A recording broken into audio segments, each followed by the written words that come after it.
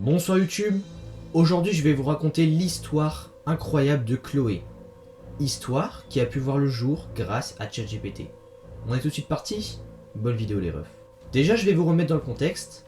Il était tard et la nuit enveloppait le petit village de Westwood. Chloé, donc le personnage principal, la personnage principale plutôt, elle était fan d'urbex, donc des explorations urbaines, elle kiffait ça, et surtout elle faisait, car elle était photographe, donc elle était vraiment passionnée par l'urbex, et elle faisait des photographies qu'elle mettait tout simplement sur son blog.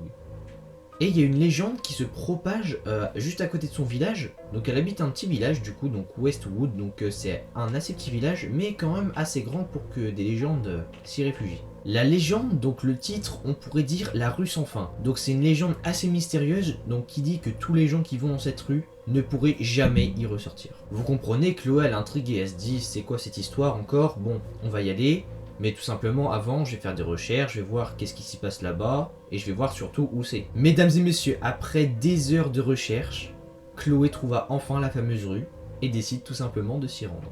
Elle avança donc de nuit, je vous le rappelle. Il faisait complètement nuit, vraiment, donc c'était une ambiance assez glauque. Et là, à rentrer dans le village, tous les bâtiments étaient délabrés, comme si ils flottaient entre le monde des vivants et le monde des morts, un peu plus paranormal, vous voyez. Dans la rue sombre et étroite, il y avait absolument personne à part Chloé. Et ce bruit de vent qui est vraiment glacial d'après l'effet de Chloé. Chloé, elle avait ce sentiment, vous voyez, un peu de peur, un peu d'angoisse. Tu vois, ce truc qu'on ressent souvent dans les films d'horreur, comme quoi on est poursuivi, vraiment super bizarre. Donc elle continua d'avancer tout simplement vers la rue sans fin, elle continua, et vraiment, elle marcha vraiment doucement, parce qu'elle se méfie vraiment de cette rue, vous voyez. Sauf que, quand il y a personne dans la rue, quand il fait nuit, bien sûr ça laisse place à la paranoïa tout simplement. Donc Chloé, elle commence à voir des choses s'animer autour d'elle, vraiment bizarre. Sauf que le plus fou, c'est pas ça, tu vois, c'est que Chloé, elle entend des murmures.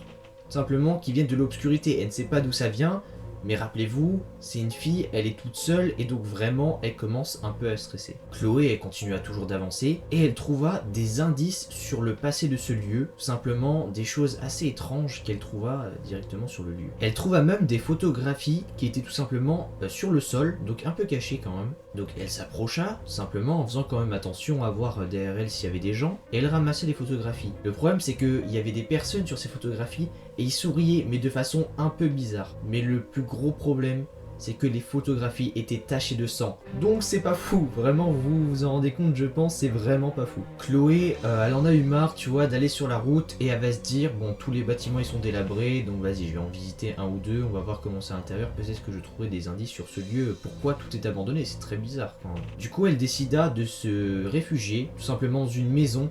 Sauf que c'est une maison vraiment grande et assez sinistre. Elle faisait le tour pour voir s'il y avait un passage, et heureusement pour elle, il y a eu un passage juste derrière la maison. Il y avait une porte qui était sculptée, et vraiment, elle était belle. D'après ce que dit Chloé, elle était vraiment super sympa la porte, et elle était vraiment intriguée par l'endroit, c'est vraiment une grosse demeure.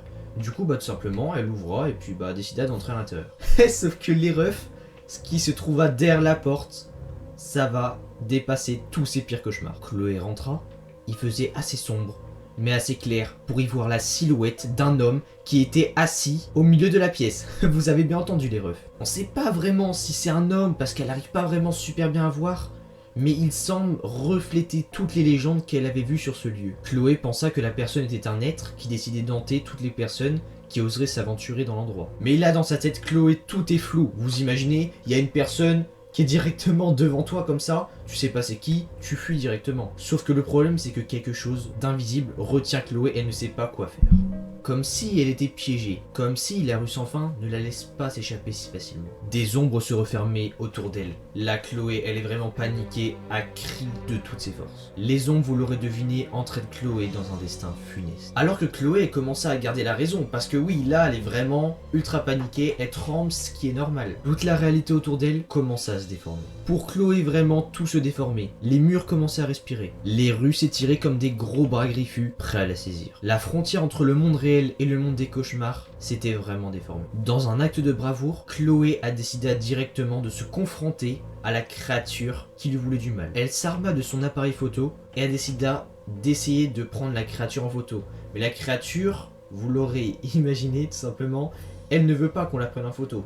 Donc elle décide de se cacher, de se dissimuler, de courir, de partir. Mais, Chloé arriva à prendre la créature en photo. Une fois que c'est fait, Chloé se retrouva dans une chambre couverte de poussière. Et là vous allez me dire, mais qu'est-ce qui s'est passé? Pourquoi elle s'est retrouvée dans une chambre? Pourquoi elle a pop dans une chambre? C'est super bizarre. C'est ce que Chloé se disait aussi. Mais avant qu'elle n'ait pu faire le moindre mouvement, l'œil de Chloé est attiré par les photographies qui sont en train de se développer. Le problème c'est que tu vois, c'est pas des photographies normales. Non.